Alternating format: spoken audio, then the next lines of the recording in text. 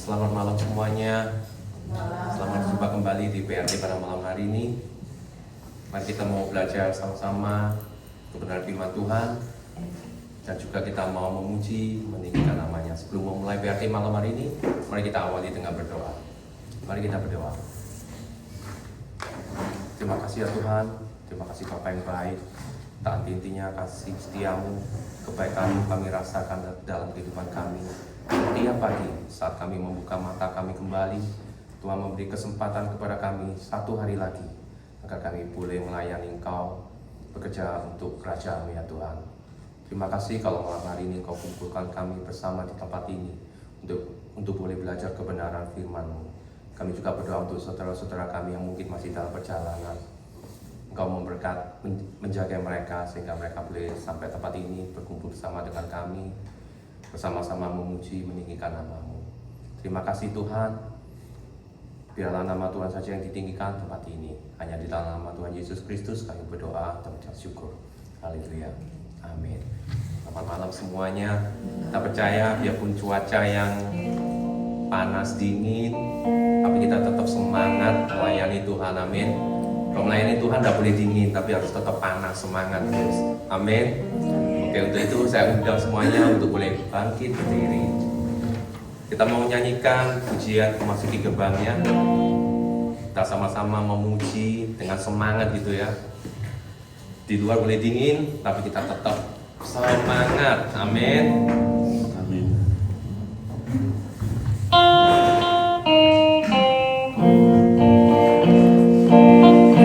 Sama-sama kita menyanyikan.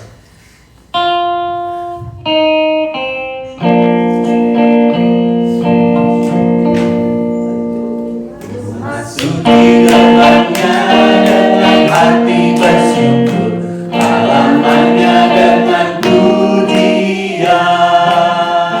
Kataku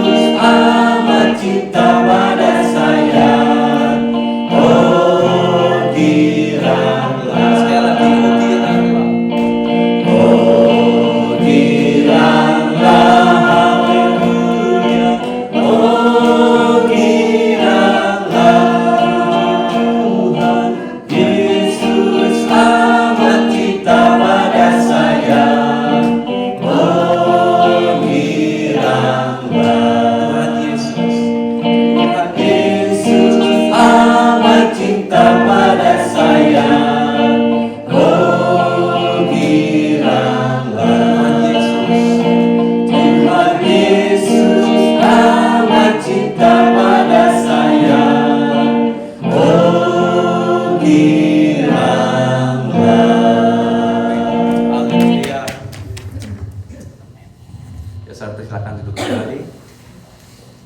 Ada yang mau memberikan kesaksian kebaikan Tuhan selama seminggu ini, teman-teman.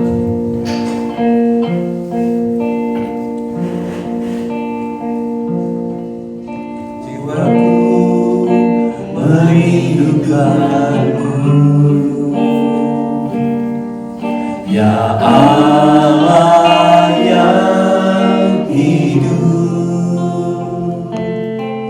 Jiwaku haus kepadamu, ya Allah yang hidup. Sekali lagi, Jiwaku merindukanmu, ya Allah yang hidup. Jiwaku haus kepadamu, ya Allah yang hidup. Sama-sama katakan ku bersyukur. Bersyukur kepadamu, sumber pengharapanku, penolongku dan Allahku, tiada yang sepertimu. Kita nyanyikan sekali lagi, jiwaku merindukanmu Tuhan. Jiwaku merindukanmu, ya Allah yang hidup. Jiwaku haus kepadamu, ya Allah yang hidup. Ku bersyukur kepadamu, sumber pengharapanku,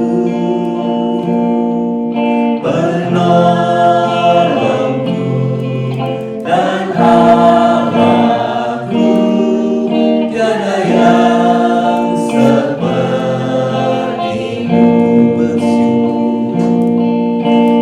Bersyukur kepadamu, sumber pengharapanku, penolongku dan Allahku, tiada yang sepertimu. I worship you, I honor you, I come to bow before you. My source of love, my life, my strength, oh my Lord, there's none like you. Sekali lagi, I worship you. I worship you, I honor you, I come to before you. My source of love, my life, my strength, oh my Lord, there's none like you, my Lord. Oh my Lord, there's none like you.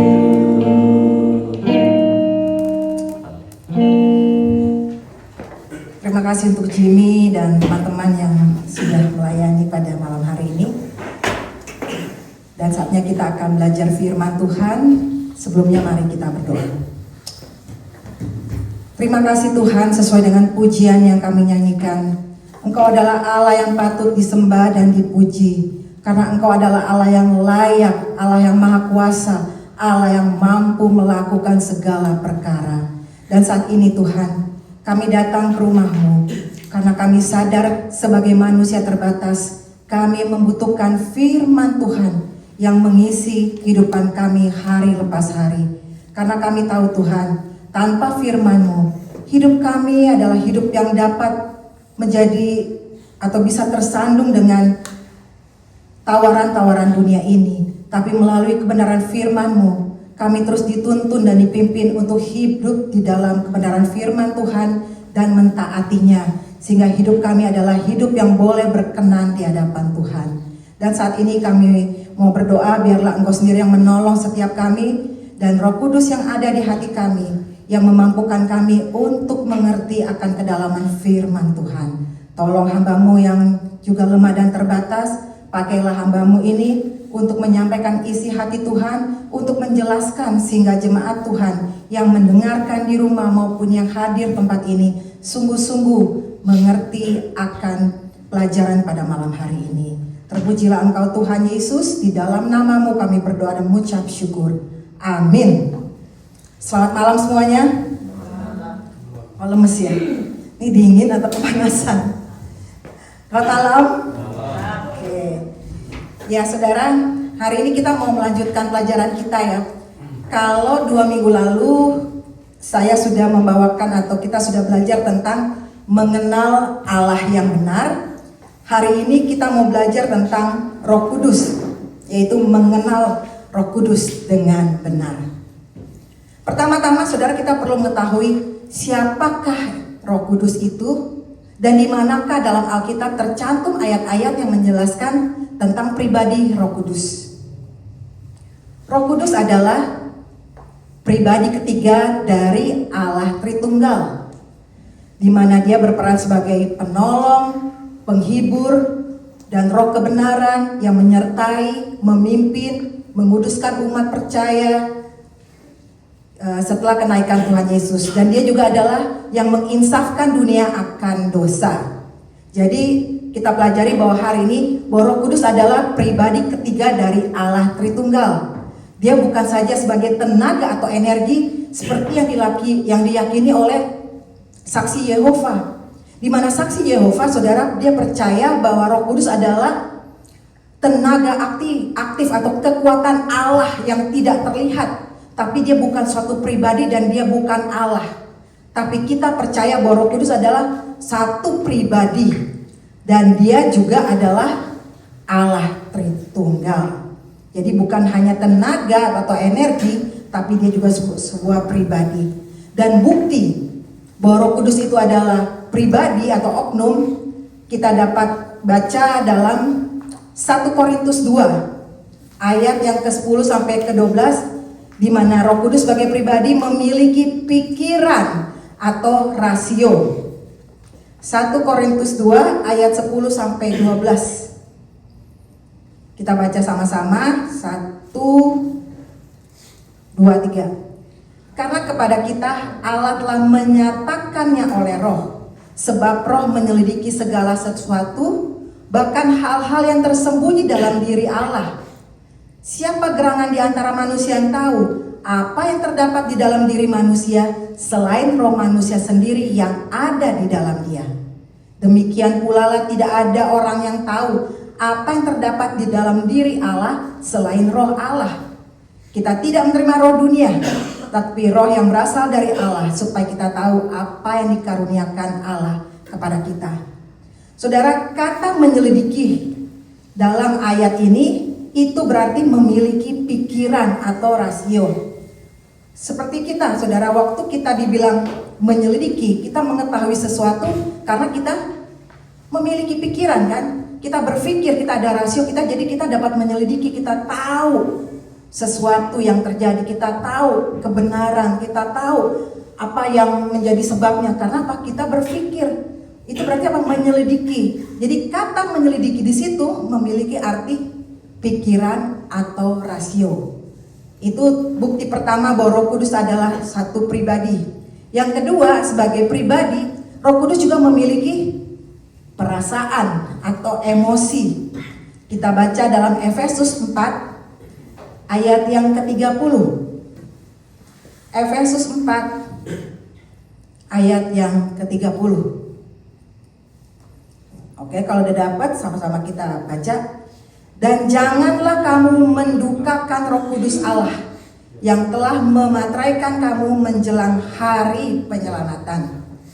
Kata mendukakan berarti Roh Kudus itu bisa berduka, bisa sakit hati, sedih.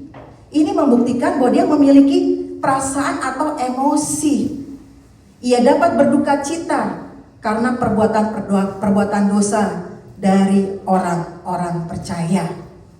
Jadi bukti kedua bahwa Roh Kudus adalah satu pribadi, yaitu memiliki perasaan atau rasio. Jadi kalau saudara mendukakan dia atau melakukan dosa, Roh Kudus berduka atas perbuatan dosa kita. Yang ketiga, sebagai pribadi Roh Kudus juga memiliki kemauan atau kehendak yang terambil dari 1 Korintus 12 ayat yang ke-11. 1 Korintus 12 ayat yang ke-11. Kalau udah dapat kita sama-sama baca. 1, 2, 3. Tetapi semuanya ini dikerjakan oleh Roh yang satu dan yang sama, yang memberikan karunia kepada tiap-tiap orang secara khusus seperti yang dikehendakinya. Berarti Roh Kudus menggunakan kehendaknya untuk membagi-bagikan karunia-karunia kepada orang-orang percaya. Jadi kalau saudara ingin memiliki karunia seperti menyanyi, minta pada Roh Kudus, dan dia akan memberikan sesuai kehendaknya. Jadi sebagai pribadi ketiga, Roh Kudus memiliki kehendak atau kemauan. Dia akan memberikan sesuai dengan kehendaknya. Dan juga selain Roh Kudus memiliki kepribadian saudara, atau dengan kepribadian itu Roh Kudus dapat berbicara.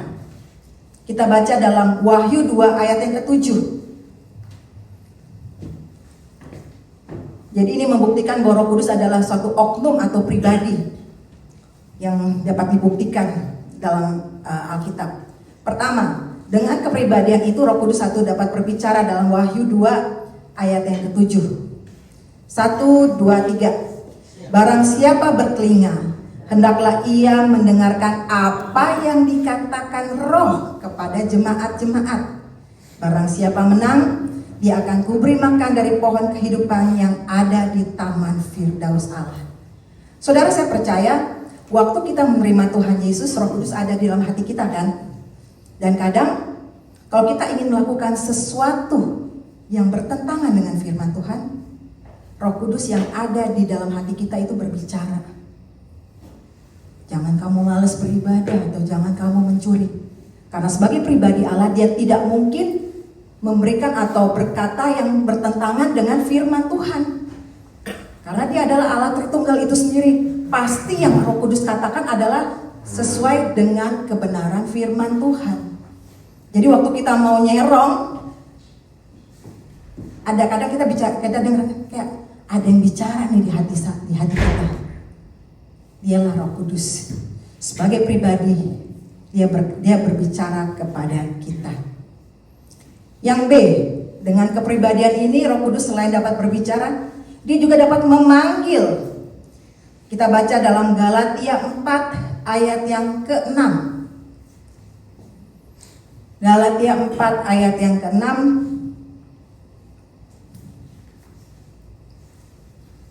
1, 2, 3. Dan karena kamu adalah anak, maka Allah telah menyuruh roh anaknya ke dalam hati kita yang berseru, Abba, Bapa. Berarti saudara, Allah mengutus roh anaknya itu Roh Kudus itu sendiri ke dalam hati orang percaya, yang memungkinkan orang percaya membangun hubungan yang akrab dengan Allah. Sehingga waktu kita memiliki hubungan yang akrab dengan Allah, kita dapat berseru kepada Allah, ya Abba, ya Bapa. Karena apa? Karena ada hubungan yang akrab itu. Dan Allah yang menyuruh Roh Kudus untuk berbicara di hati kita, sehingga kita dipanggil untuk dapat memiliki hubungan yang akrab dan memanggil Bapa yang Abah dan Bapa. Kata Abah dan Bapa ini adalah suatu ungkapan yang suatu hubungan yang sangat intim antara anak dan Bapa. Bapa di surga dan kita sebagai anak-anaknya. Oke, yang ketiga, selain berbicara, memanggil, Roh Kudus juga sebagai pribadi dia dapat berdoa. Roma 8 ayat yang ke-26. Roma 8 ayat yang ke-26, sama-sama kita baca.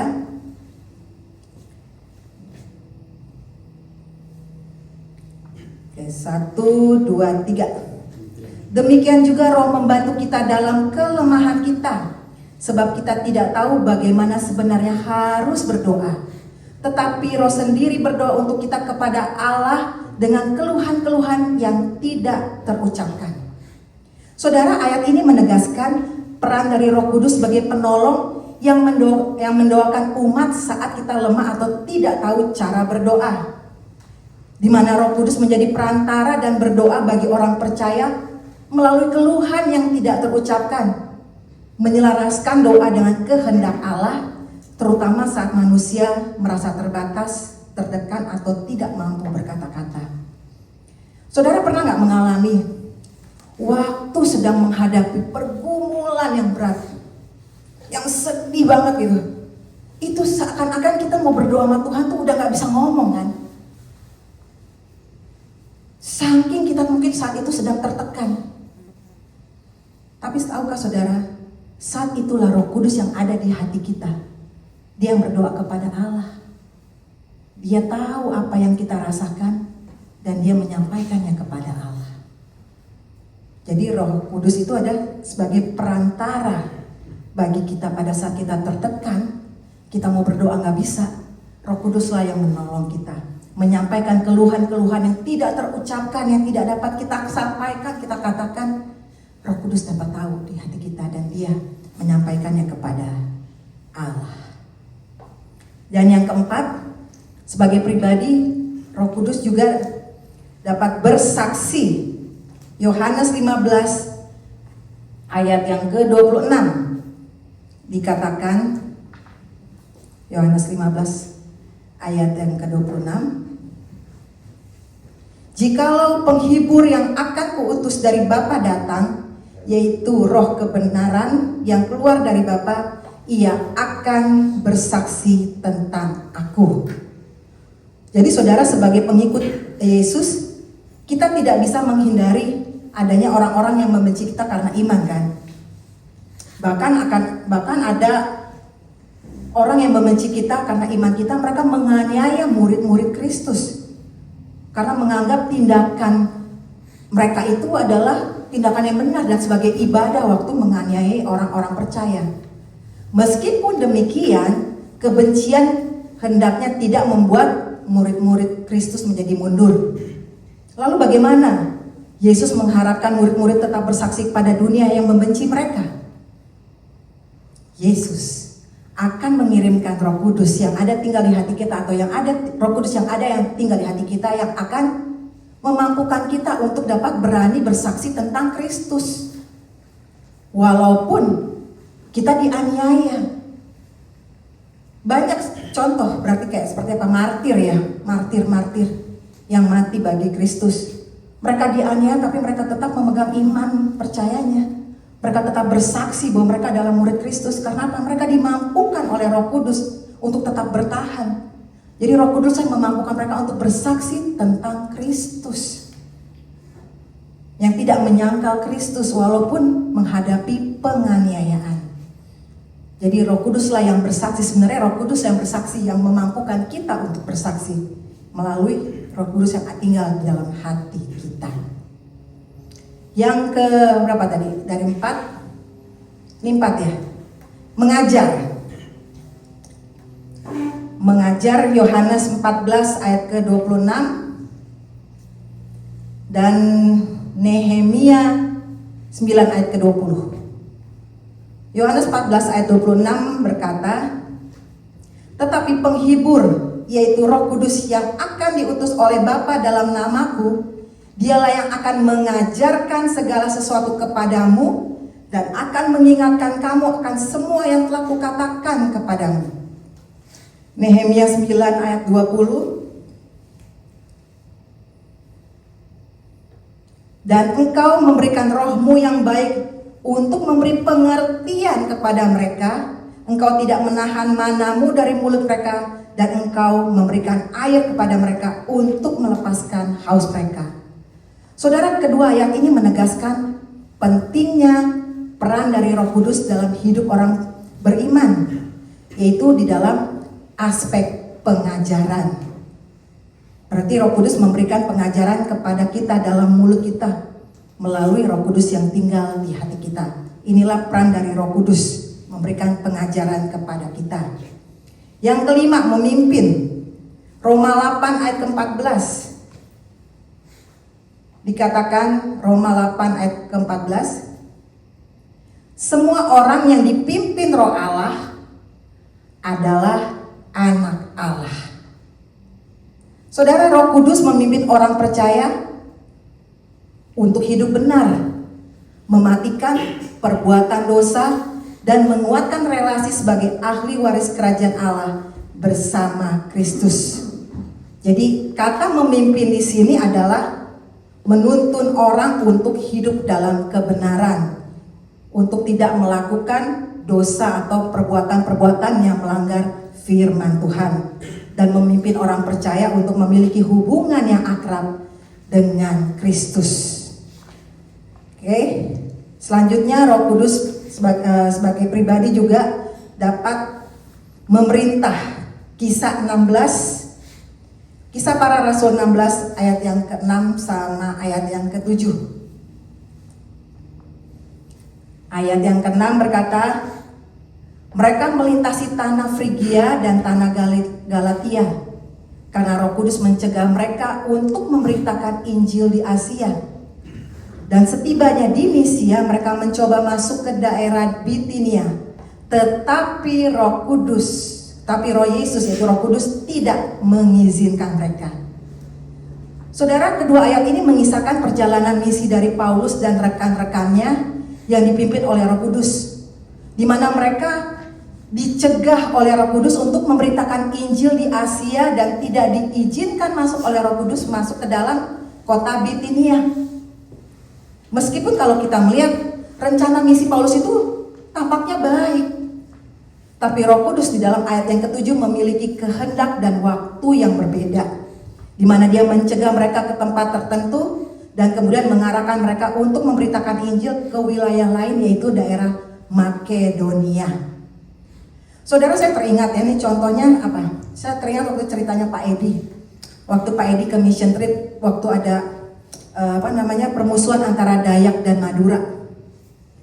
Kalau nggak salah waktu Pak Edi cerita, mereka tuh dicegah untuk pergi karena saat itu lagi panas-panasnya permusuhan antara Dayak dan Madura kan. Dan jadi waktu itu mereka sama panitia bilang udah nggak usah jalan, tapi mereka tim berdoa dan Pak Edi bilang kita tetap jalan. Dan tadinya waktu mereka naik bis, tadi kan mereka mau nyewa mobil kalau nggak salah ya, mau nyewa mobil, tapi Pak Edi bilang nggak, tetap aja naik bis. Dan benar saudara, tadinya mereka mau pakai supir Madura, tapi Pak Edi bilang tetap naik bis yang yang umum. Dan waktu mereka jalan, ternyata mereka diberhentikan di tengah jalan oleh sekumpulan orang Dayak. Ya, dapat dibayangkan kalau mereka tetap memakai mobil sewaan dengan supir orang Madura, ya bisa menjadi korban. Tapi waktu mereka berdoa dan panitia awalnya bilang gak usah pergi, tapi tim doa dan Pak Edi bilang kita tetap jalan dan kita tetap naik bis. Saya percaya inilah pekerjaan Roh Kudus yang bilang membelokkan misi yang awal kan, seperti dikisahkan tentang misi Paulus ini, yang awalnya Paulus mau memberitakan Injil di Asia dan masuk ke kota Bitinia. Itu sudah rencana yang baik bukan? Tapi waktu kita baca di ayat yang ke-7, Roh Kudus membelokkan misi itu, menyuruh Paulus dan teman-temannya bukan ke Bitinia, tapi kemana? Ke Makedonia. Karena dia tahu apa yang akan terjadi. Itulah peran dari Roh Kudus. Saudara, itulah juga pentingnya dalam arti kita memiliki hubungan dengan Tuhan ya, dan selalu mengutamakan doa. Karena kadang seringkali kemauan kita itu belum tentu sesuai dengan kemauan Tuhan. Kadang bagi kita, kok gini sih Tuhan? Tapi kita nggak pernah tahu ujung-ujungnya. Itulah yang dibilang, ujung-ujungnya mendatangkan kebaikan bagi setiap orang percaya. Itulah salah satu peran dari Roh Kudus. Berikutnya, memanggil dan memberi tugas. Kita baca dalam Kisah Para Rasul 13 ayat yang kedua dan Kisah Para Rasul 20 ayat ke-28. Kisah Para Rasul 13 ayat yang kedua kita baca sama-sama. Pada suatu hari ketika mereka beribadah kepada Tuhan dan berpuasa, berkatalah Roh Kudus, "Khususkanlah Barnabas dan Saulus bagiku untuk tugas yang telah kutentukan bagi mereka." Saudara, konteks dari ayat ini menjelaskan penugasan misionaris pertama di mana Roh Kudus sendiri yang memanggil Barnabas dan Saulus melalui gereja di Antiokhia. Dan dalam Kisah Para Rasul 20 ayat ke-28 dikatakan, "Karena itu jagalah dirimu dan jagalah seluruh kawanan, karena kamulah yang ditetapkan oleh Roh Kudus menjadi penilik untuk mengembalakan jemaat Allah yang diperolehnya dengan darahnya sendiri." Konteksnya saudara, tugasnya Roh Kudus adalah untuk menjaga jemaat dengan sungguh-sungguh, karena jemaat tersebut sangat berharga yang sudah dibeli dengan darah Kristus sendiri. Sehingga Roh Kudus juga tugasnya adalah memanggil dan memberi tugas. Berikutnya, memberi kuasa. Kisah 1 ayat yang ke-8. Memberi kuasa, Kisah 1 ayat ke-8. Dikatakan, "Tetapi kamu akan menerima kuasa kalau Roh Kudus turun ke atas kamu, dan kamu akan menjadi saksiku di Yerusalem dan di seluruh Yudea dan Samaria dan sampai ke ujung bumi." Saudara, orang percaya menerima kuasa dari Roh Kudus yang turun ke atas mereka, di mana tujuan dari kuasa itu adalah diberikan bukan untuk kepentingan diri kita sendiri, tapi kuasa itu diberikan agar mampu menjadi saksi Kristus di tengah dunia ini. Oke. Lalu bukti bahwa Roh Kudus juga adalah pribadi Allah. Ini luar biasa ya, saya kalau banyak orang nggak begitu jelas. Bukti bahwa Roh Kudus adalah pribadi Allah atau pribadi ketiga dari Allah. Dia dipanggil sebagai Allah. Roh Kudus dipanggil sebagai Allah. Kita baca dalam Kisah Para Rasul 5 ayat yang ketiga sampai ayat yang keempat. Kisah Para Rasul 5 ayat ketiga sampai ayat yang keempat. Sama-sama kita baca. Tetapi Petrus berkata, "Ananias, mengapa hatimu dikuasai iblis sehingga engkau mendustai Roh Kudus dan menahan sebagian dari hasil penjualan tanah itu?" Ayat keempat, "Selama tanah itu tidak dijual, bukankah itu tetap milikmu? Dan setelah dijual, bukankah hasilnya itu tetap dalam kuasamu? Mengapa engkau merencanakan hal itu dalam hatimu? Engkau bukan mendustai manusia, tetapi mendustai Allah." Saudara, ayat ini menceritakan tentang teguran Petrus kepada Ananias yang mendustai Roh Kudus dengan menahan sebagian hasil penjualan tanah, padahal mengaku memberikan seluruhnya. Sehingga ayat ini menegaskan bahwa berbohong kepada Roh Kudus itu sama dengan berbohong kepada Allah. Sehingga membuktikan bahwa Roh Kudus itu adalah Allah. Dan di sini membuktikan keilahian dari Roh Kudus. Dusta kepada Roh Kudus sama dengan dusta kepada Allah. Petrus menyamakan tindakan mendustai Roh Kudus dengan mendustai Allah. Ini adalah bukti alkitabiah yang kuat mengenai ketuhanan atau keilahian dari Roh Kudus. Jadi Roh Kudus adalah pribadi ketiga dari Allah. Selain itu, Roh Kudus juga memiliki sifat-sifat Allah. Pertama, dia kekal. Saudara bisa baca dalam Ibrani 9 ayat ke-14. Dikatakan, dia tidak berawal dan tidak berakhir. Berarti Roh Kudus itu kekal. Juga dia memiliki sifat maha hadir. Saudara bisa baca dalam Mazmur 139 ayat 7 sampai 10. Dikatakan Roh Allah ada di segala tempat secara serentak. Dia tidak dibatasi oleh ruang dan waktu. Sifat yang ketiga, Roh Kudus juga adalah Allah yang maha kuasa. Dia setara dengan Bapa dan Anak. Ini dalam Lukas 1 ayat ke-35, di mana kuasanya tidak terbatas, aktif dalam penciptaan, membangkitkan Yesus, menginsafkan dunia, serta membuktikan kekuatan dan karunia kepada orang percaya untuk melakukan perkara mustahil. Roh Kudus juga memiliki sifat Allah, yaitu maha tahu. Di dalam 1 Korintus 2 ayat yang 10 sampai ayat yang ke-12, di mana sebagai bagian dari keilahiannya, yang berarti ia mengetahui segala hal, termasuk pikiran Allah sendiri. Sehingga Roh Kudus adalah pribadi yang maha tahu, maha benar. 1 Yohanes 5 ayat ke-6, Roh Kudus berfungsi menuntun umat percaya ke dalam seluruh kebenaran, menginsafkan dunia akan dosa. Maha kudus atau maha suci, Lukas 11 ayat ke-13, karena Roh Kudus adalah pribadi ketiga dari Allah Tritunggal. Dan sebagai Allah, Roh Kudus memiliki kodrat ilahi yang sempurna, yang suci, dan memisahkan diri dari dosa. Dan juga dia adalah setara atau sejajar dengan pribadi Bapa dan Anak. Kita bisa lihat formula baptisan, saudara, yang kita sering baca ya dalam Matius 28 ayat yang ke-19. Matius 28 ayat yang ke-19 berkata, "Karena itu pergilah, jadikanlah semua bangsa muridku dan baptislah mereka dalam nama Bapa dan Anak dan Roh Kudus." Jadi saudara, dalam Matius 28 ayat ke-9 ini adalah perintah Yesus untuk membaptis dalam nama Bapa, Anak, dan Roh Kudus. Berarti dalam 3 nama ini, saudara, ini menekankan baptisan dalam otoritas Allah Tritunggal.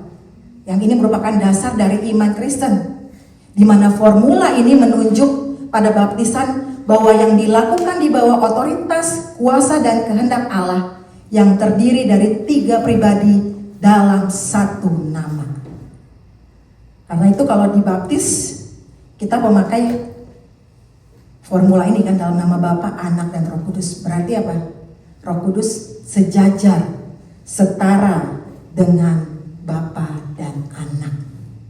Inilah yang membuktikan bahwa dia adalah Allah itu sendiri, pribadi ketiga dari Allah Tritunggal. Dan berikutnya adalah berkat ilahi. 2 Korintus 13 ayat yang ke-13 berkata, yang sering kita dengar, "Kasih karunia Tuhan Yesus Kristus dan kasih Allah dan persekutuan Roh Kudus menyertai kamu sekalian." Sering kita dengar dalam doa berkat ya. Berarti ini adalah apa? 3 pribadi Allah, yaitu Bapa, Putra, dan Roh Kudus itu bersatu menjadi satu. Mereka begitu menyatu sehingga tidak terpisahkan. Semua sama-sama Allah, tetapi satu. Sehingga kalau mau dibilang 1 tambah 1 tambah 1 itu bukan 3, tapi 1 tambah 1 tambah 1 sama dengan 1. 3 pribadi dalam 1. Kalau manusia 1 tambah 1 tambah 1 3, ini 1 tambah 1 tambah 1 1. Karena mereka semua sama-sama Allah dan tidak terpisahkan. Berikutnya saudara, tentang aplikasi dalam mempelajari doktrin Roh Kudus. Saudara, kalau kita sungguh-sungguh memiliki Roh Kudus, saya percaya pasti ada perubahan baik melalui karakter kita dan hidup kita, yaitu kita menjadi membenci dosa. Karena apa? Kita dipimpin oleh roh kebenaran yang membawa kita kepada kebenaran, bukan kepada dosa.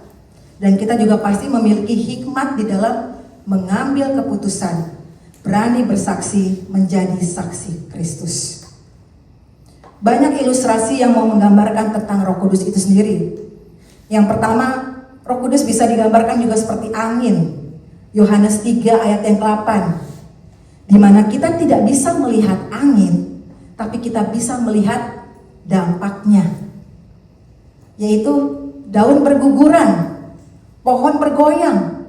Kok bisa ya pohon goyang, daun bisa berguguran, padahal kita nggak lihat anginnya, tapi dampaknya daunnya berguguran. Sama seperti angin yang menggerakkan perahu layar, Roh Kudus juga menggerakkan hidup kita ke arah yang dikehendaki Allah. Juga bisa seperti kompas atau GPS. Di tengah dunia yang membingungkan, Roh Kudus bertindak sebagai penasehat pribadi. Atau bisa dikatakan GPS pribadi yang membimbing keputusan kita, melindungi kita dari bahaya, dan mengarahkan kita pada kebenaran. Luar biasa ya. Roh Kudus itu nggak terlihat, tapi dampaknya juga bisa dikatakan seperti api. Roh Kudus itu, Kisah Para Rasul 2, di mana api itu memberikan terang dan panas, sehingga Roh Kudus membakar semangat manusia atau orang percaya, menyucikan karakter kita dari dosa, dan memberanikan kita untuk menjadi saksi Kristus. Wow. Juga Roh Kudus bisa jadi seperti minyak pada mesin, di mana mesin mobil yang berkarat tidak akan berjalan. Dan Roh Kudus adalah minyak yang melumasi kehidupan kita, membuat kita berfungsi maksimal, taat kepada Allah, dan menghasilkan karunia-karunia untuk melayani. Juga ilustrasi Roh Kudus sebagai penolong atau pendamping atau parakletos. Sebagai penolong, Roh Kudus bisa seperti seorang pengacara atau sahabat yang mendampingi kita saat kita lemah. Roh Kudus bisa juga menghibur kita saat kita sedih, dan memberikan kekuatan saat kita merasa tidak mampu. Sehingga melalui ilustrasi-ilustrasi ini, saudara, bertujuan menekankan kita bahwa Roh Kudus bukanlah sekedar konsep saja, tapi Roh Kudus adalah pribadi yang aktif, menuntun, dan memberdayakan kehidupan orang percaya. Kesimpulan dari pelajaran kita pada malam hari ini adalah bahwa pemahaman tentang Roh Kudus itu sangat penting, karena tanpa Roh Kudus pengenalan akan Allah Tritunggal tidak sempurna, dan gereja tidak memiliki kuasa untuk menjalankan misinya. Wow, pribadi yang sungguh luar biasa ya. Dampaknya bagi kita sangat besar dengan adanya Roh Kudus dalam hati kita. Kita jadi berani bersaksi, kita memiliki hikmat, kita dituntun, juga kita diberikan semangat, juga kita dapat menyegarkan jiwa kita. Amin. Dan saya percaya kita semua pasti dan pernah mengalami pengalaman bersama Roh Kudus dalam kehidupan kita sehari-hari. Tuhan Yesus memberkati. Mari kita berdoa.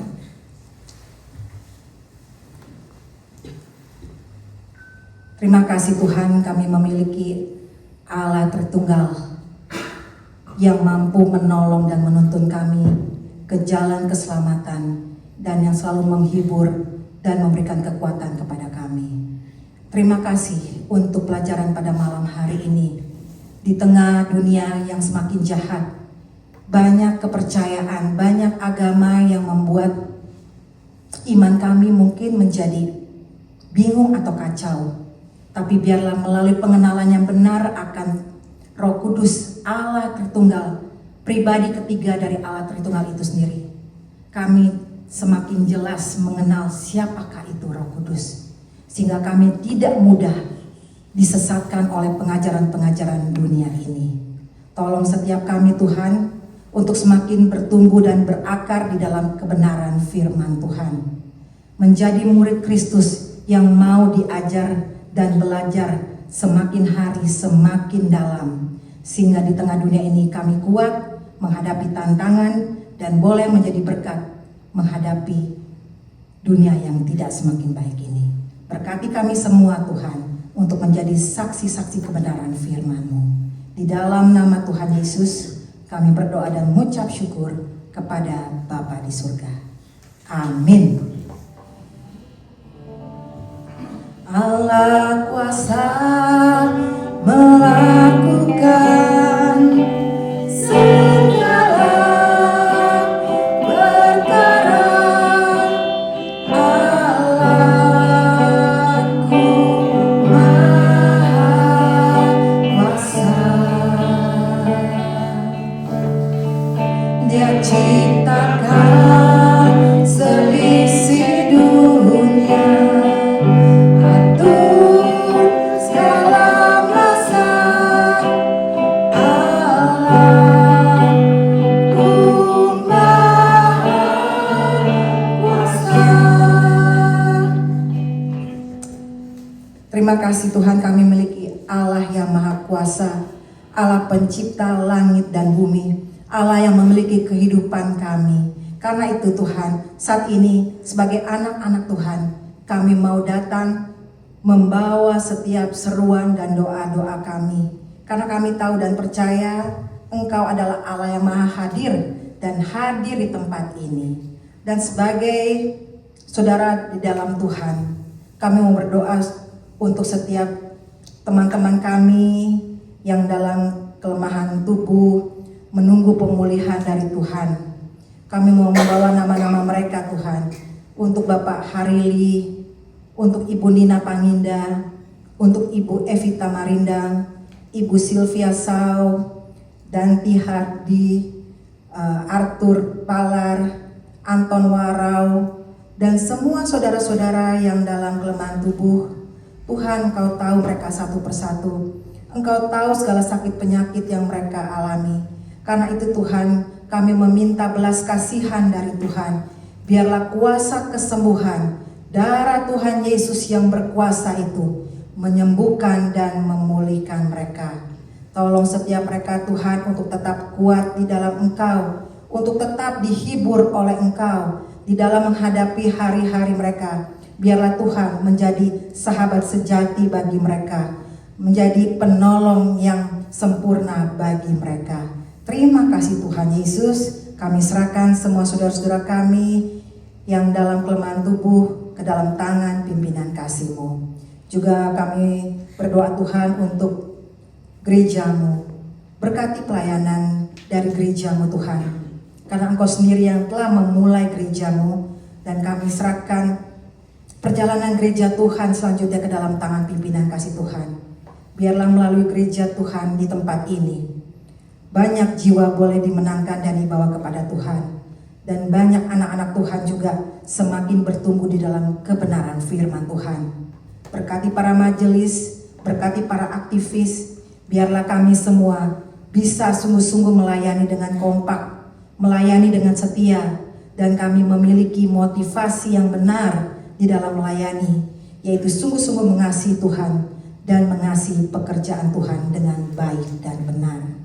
Juga kami mau berdoa Tuhan untuk setiap ibadah hari Minggu. Tuhan, biarlah Engkau memberkati jalannya ibadah setiap hari Minggu. Biarlah melalui setiap puji-pujian yang dinaikkan, kesaksian yang akan disampaikan, dan firman Tuhan yang akan juga dibawakan, Tuhan memberkati. Sehingga semua yang hadir di gereja-Mu maupun yang mendengar di YouTube, mereka semua sungguh-sungguh merasakan kehadiran Tuhan dan diberkati oleh puji-pujian dan firman Tuhan. Terima kasih Tuhan Yesus. Juga kami mau berdoa untuk bangsa ini, bangsa Amerika. Kami rindu Tuhan, bangsa ini juga ada terjadi kebangunan rohani, politik, ekonomi. Dan juga kami berdoa untuk kebijakan imigrasi. Dan juga kami berdoa agar para kaum liberal dapat kembali kepada Tuhan, hidup di dalam kebenaran-Mu. Terima kasih Tuhan Yesus. Juga kami mau berdoa untuk bangsa Indonesia, bangsa kami tercinta. Tuhan, biarlah belas kasihan-Mu, kemurahan-Mu boleh juga terjadi untuk bangsa ini. Kami berdoa mulai dari presiden sampai pemerintahan yang terendah. Tuhan berkati dan mereka diberikan hati yang sungguh takut akan Engkau, sehingga dapat menjalankan pemerintahan dengan baik dan benar. Juga kami teringat untuk setiap saudara-saudara kami, keluarga kami yang berada di Indonesia. Tuhan berkati mereka satu persatu. Kami rindu mereka tetap setia di dalam Engkau dan tetap setia mengikut Engkau dengan benar. Dan bagi yang belum percaya, Tuhan kami rindu mereka dapat kembali kepada Tuhan, bertobat dan diselamatkan dengan cara dan waktu-Mu. Karena kami percaya Engkau tidak akan pernah memiliki hati untuk membiarkan orang-orang menjadi binasa, karena Engkau datang ke dalam dunia untuk menyelamatkan seluruh umat manusia. Pakai setiap anak-anak Tuhan, gereja Tuhan, menjadi perpanjangan tangan bagi Engkau untuk membawa tiap orang-orang yang belum percaya mengenal Tuhan Yesus dan dapat bertobat dibawa kepada Engkau. Terima kasih Tuhan Yesus. Kami juga berdoa untuk pekabaran Injil di seluruh dunia. Berkati para hamba Tuhan, pelihara mereka dalam kasih dan anugerah-Mu. Juga kami berdoa terus untuk gembala kami, Pendeta Edi yang berada di Indonesia. Tuhan berkati dia, lindungi dia, berikan dia kesehatan, berikan dia kekuatan, jauhkan dia dari mara bahaya, dan biarlah kehadiran dia boleh memberkati, dan melalui Injil yang disampaikan boleh banyak jiwa dibawa kepada Tuhan. Dan pada akhirnya kami mau berdoa untuk setiap kami, untuk setiap pergumulan yang ada, dan segala kebutuhan yang kami gumuli Tuhan. Oh Tuhan Yesus, Kau tahu satu persatu dari kami. Kau tahu setiap tantangan pergumulan yang kami hadapi. Biarlah Engkau menjawab sesuai dengan kehendak-Mu bagi kami. Karena kami tahu kehendak-Mu adalah yang terbaik bagi kami. Terima kasih Tuhan Yesus. Saat ini saya memberikan kesempatan bagi setiap saudara untuk menaikkan doa secara pribadi di hadapan Tuhan.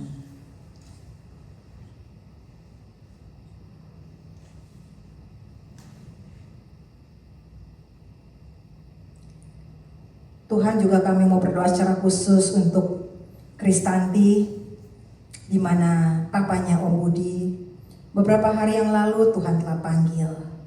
Tuhan, kami tahu Om Budi sudah senang bersama-sama dengan Engkau di surga.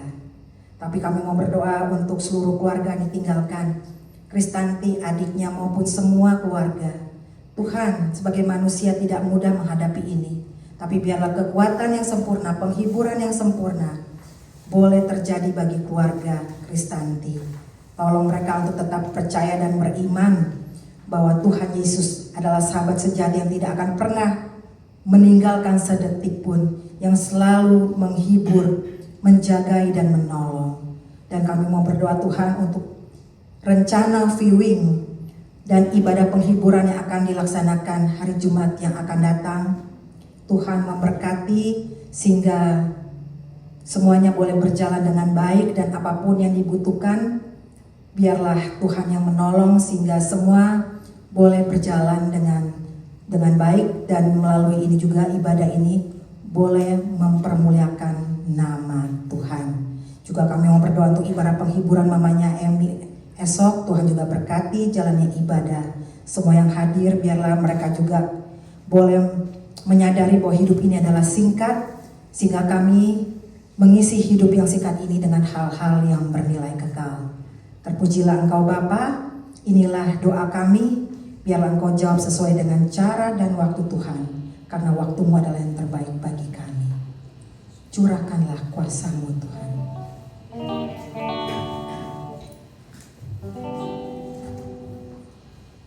Curahkanlah kuasa-Mu Tuhan, mujizat terjadi di tempat ini. Curahkanlah kuasa-Mu Tuhan,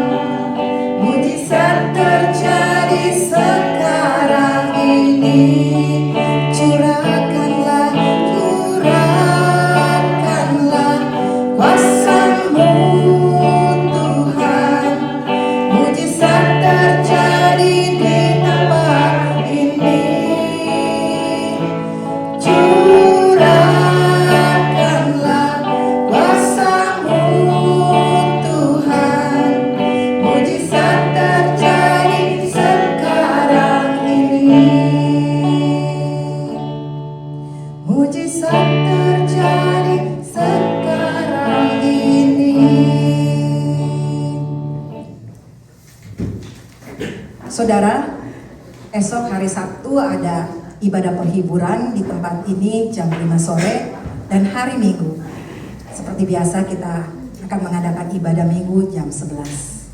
Tuhan Yesus memberkati.